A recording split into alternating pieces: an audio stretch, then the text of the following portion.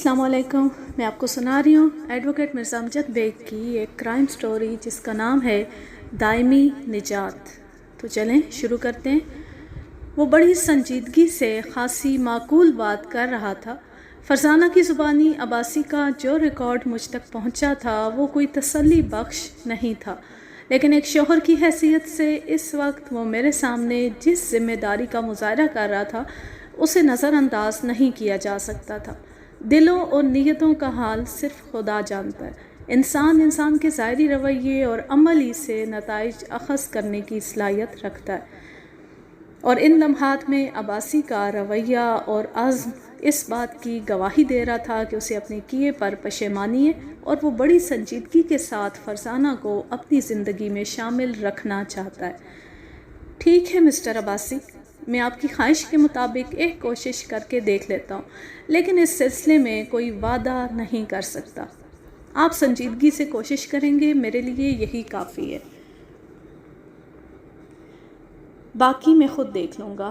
थोड़ी देर के बाद वो मेरा शुक्रिया अदा करके रुखसत हो गया। उसके जाने के बाद मैं उसके आखिरी जुमले पर गौर करने लगा। बाकी मैं ख़ुद देख लूँगा।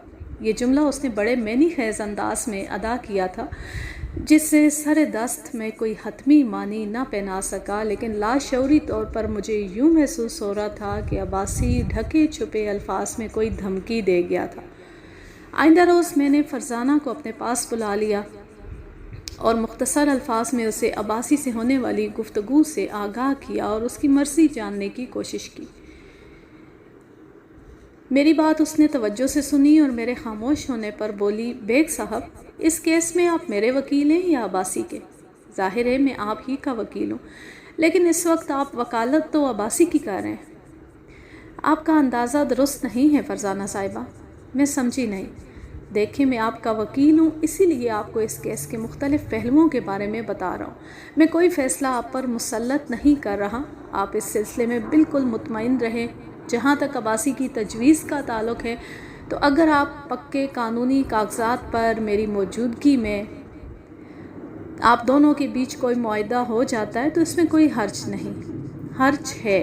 इस वक्त अब्बासी फंसा हुआ है, इसलिए भीगी बिल्ली दिखाई देता है। वो ऐसा सीधा और मासूम है नहीं जैसा ख़ुद को ज़ाहिर कर रहा है। मैं उसकी चालाकी और मक्कारी से बखूबी आगाह हूँ। ठीक है, अगर आपके रवैये में कोई लचक नहीं तो मैं आपके साथ हूँ। आइंदा अब्बासी जब भी मेरे पास आएगा तो मैं उसे आपके फ़ैसले से आगाह कर दूँगा। बेग साहब, मैं इस वक्त कई तरफ़ा दबाव से गुज़र रही हूँ। पता नहीं इस नामुराद अब्बासी ने अम्मी को क्या घोल कर पिला दिया है कि उसका कच्चा चट्ठा सामने आ जाने के बावजूद भी वो उसी की हिमायत पर कमर बसता है। उठते बैठते वो मुझे ज़िंदगी का ये राज समझाने की कोशिश में लगी हुई हैं कि औरत अपने घर ही में अच्छी लगती है। जब अब्बासी अपने किए पर शर्मिंदा है तो उसे एक मौका ज़रूर देना चाहिए। ये ठीक है कि अब्बासी की वजह से आपके साथ बहुत ज़्यादती हुई है, मैंने कहा, लेकिन आप रूही बानो की पोजीशन को समझने की कोशिश नहीं कर रही हैं। वो एक माँ है और हर माँ की ये ख्वाहिश होती है कि उसकी बेटी अपने घर में खुश खुर्रम रहे।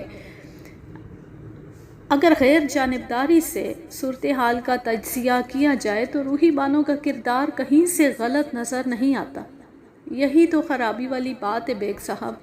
अब्बासी सरासर गलत है, लेकिन हालात उसे मस्कीन और यतीम ज़ाहिर कर रहे हैं। अम्मी बज़ाहिर मेरी हमदर्दी में सरगर्म अमल हैं, लेकिन मैं जानती हूँ वो जो कुछ भी कर रही हैं अब्बासी के जज्बाती दबाव के नतीजे में कर रही हैं। और तो और अब उस अय्यार शख्स ने आपको भी शीशे में उतारने की कोशिश शुरू कर दी है, लेकिन मैं भी हिम्मत हारने वाली नहीं हूँ। आप इसे मेरी ज़िद कह लें या पागलपन, इससे कोई फ़र्क नहीं पड़ता। मुझे हर कीमत पर ये जंग जीतना है। ये मेरी इज़्ज़त और अना का मसला बन गया बेग साहब। मुझे हर हाल में अब्बासी से छुटकारा चाहिए। इस निजात की खातिर मैं बड़े से बड़ा नुकसान भी बर्दाश्त करने को तैयार हूँ। डन। अब मैं इस सिलसिले में आपको कोई नसीहत नहीं करूँगा। 2 रोज़ के बाद अब्बासी मुझसे मिलने आया। रस्मी अलेक्स लेक के बाद वो फ़ौरन अपने मतलब की बात पर आ गया। बेग साहब, क्या प्रोग्रेस है? कोई प्रोग्रेस नहीं अब्बासी साहब। आपने उसे समझाने की कोशिश तो की है ना? हर कोशिश करके देख ली, लेकिन उसकी सोच की सुई एक ही मकाम पर ठहर गई है। میں نے اس موقع پر تھوڑی سی غلط بیانی بھی کر ڈالی اور عباسی کی آنکھوں میں دیکھتے ہوئے کہا، عباسی صاحب، آپ کی بیوی اور میری موکلہ فرزانہ بڑی ہی ضدی عورت ہے۔ میں نے اس کی ضد کو توڑنے کے لیے آپ کی مرضی کے خلاف اس پر ایک خطرناک حربہ بھی استعمال کر ڈالا، لیکن وہ ٹس سے مس نہ ہوئی۔ اسے ہر قیمت پر خلا چاہیے۔ آپ کون سے حربے کی بات کر رہے ہیں بیگ صاحب؟ میں نے اس سے یہاں تک کہہ دیا کہ اگر وہ اس کیس کا خیال دل سے نکال دے تو آپ کے ساتھ مصالحت کرنے کو تیار ہو جائے تو آپ اپنی پہلی بیوی سلمہ کو طلاق دے دیں گے۔ آپ نے یہاں تک کہہ دیا اور وہ پھر بھی راضی نہیں ہوئی؟ جی ہاں، یہی حقیقت ہے۔ وہ ایک مرتبہ پھر گہری سوچ میں ڈوب گیا۔ میں نے کہا، عباسی صاحب، میں نے آپ کی فرمائش پر کوشش کر کے دیکھ لی، لیکن کوئی خاطر خواہ نتیجہ برآمد نہیں ہوا۔ اب تو آپ کو کورٹ میں اس کیس کا سامنا کرنا ہی پڑے گا۔ میں اس کے لیے تیار ہوں۔ میں یہ ساری منت خوشامد اس لیے نہیں کر رہا تھا کہ میں فرزانہ سے کمزور ہوں، نہیں، ہرگز نہیں۔ اس ضدی عورت کو میری طاقت اور اختیار کا قطعی کوئی اندازہ نہیں۔ بیگ صاحب جی تو یہی چاہ رہا ہے کہ میں آپ کی موکلہ کو ابھی اور اسی وقت طلاق دے کر فارغ کر دوں، لیکن میں ایسا کروں گا نہیں۔ وہ میری موکلہ کے بارے میں مبہم اظہار خیال کر رہا تھا اور اس بات میں بھی شک کی گنجائش نہیں تھی کہ وہ ہماری مخالف پارٹی تھی۔ یہ الگ بات کہ حالات کا جھکاؤ اسے دھکیل کر میرے پاس لے آیا تھا۔ میں نے یہ جاننا ضروری سمجھا کہ فرزانہ کے حوالے سے اس کے ذہن میں کیا چل رہا ہے۔ اگر آپ ایسا نہیں کریں گے تو پھر آپ نے کیا منصوبہ بنایا ہے؟ منصوبہ تو آپ کی موکلہ ہی کا ہے بیگ صاحب، وہ مینی خیز انداز میں بولا۔ میں تو اس کے منصوبے کو تکمیل تک پہنچاؤں گا۔ اس کی مینی خیز باتوں سے کسی سازش کی بو اٹھ رہی تھی۔ میں نے جلدی سے پوچھ لیا، کیا مطلب عباسی صاحب؟ میں آپ کی بات نہیں سمجھ سکا۔ بات بالکل سیدھی سی ہے بیگ صاحب۔ گھر کے اس نازک معاملے کو آپ کی موکلہ اٹھا کر عدالت میں لے گئی ہے تو پھر اس کیس کا فیصلہ بھی عدالت ہی میں ہوگا۔ میں اسے طلاق تو ہرگز نہیں دینے والا، اور میں یہ بھی دیکھتا ہوں کہ وہ کس طرح خلا حاصل کرتی ہے۔ عباسی کے آخری جملے میں ایک خطرناک چیلنج چھپا ہوا تھا، لیکن اس سلسلے میں نے اس سے کوئی بحث کرنا مناسب نہ سمجھا۔ بہرحال وہ میرے لیے مخالف پارٹی کی حیثیت رکھتا تھا۔ مخالف پارٹی کے ساتھ زیادہ فری ہونا بعض اوقات نقصان دہ بھی ثابت ہوتا ہے۔ اب تک میں نے عباسی کو جتنی بھی لفٹ کرائی تھی وہ محض ایک مثبت مقصد کی خاطر تھی۔ حالات چاہے کچھ بھی تھے، لیکن روحی بانوں کی طرح میری بھی یہی خواہش تھی کہ اگر ان میاں بیوی کے درمیان مصالحت ہو جائے تو اچھا ہے، لیکن باوجود ایسا نہیں ہو سکا تھا۔ فرزانہ کی ضد نے میری کوشش کو رائیگاں بنا دیا۔ جیسا کہ میں نے پہلے ذکر کیا ہے، خلا کا کیس 2-3 پیشیوں کی مار ہوتا ہے۔ میری نظر میں فرزانہ کا کیس بھی اسی نوعیت کا تھا، لیکن چونکہ اس دوران میں میری عباسی سے 3-4 ملاقاتیں ہو چکی تھیں اور میں نے فرزانہ کے حوالے سے اس کی سوچ کے مختلف زاویے بھی دیکھ لیے تھے، لہٰذا میں اس کی طرف سے خاصا محتاط تھا۔ میں نے اس کیس کی تیاری کچھ ایسے انداز سے کی تھی کہ عباسی کی کوئی بھی چال کامیاب نہ ہو سکے۔ میں نے جو اندازہ قائم کیا تھا وہ 100% درست ثابت ہوا۔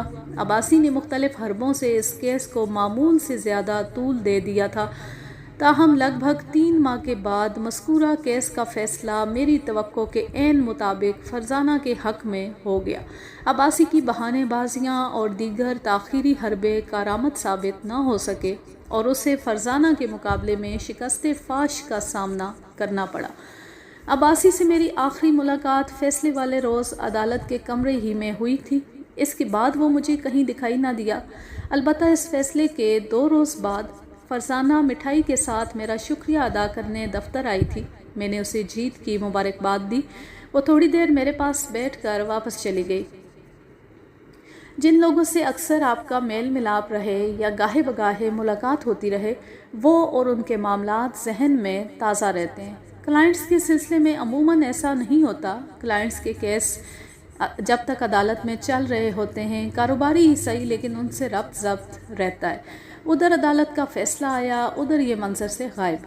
فرزانہ کا قصہ بھی کچھ ایسا ہی تھا۔ جب وہ مٹھائی کے ڈبے کے ساتھ مجھ سے ملنے آئی تھی، وہ ہماری آخری ملاقات تھی۔ اس دن کے بعد سے میں نے اسے کہیں نہیں دیکھا تھا، اور سچی بات تو یہ ہے کہ وہ میری یادداشت ہی سے نکل گئی تھی۔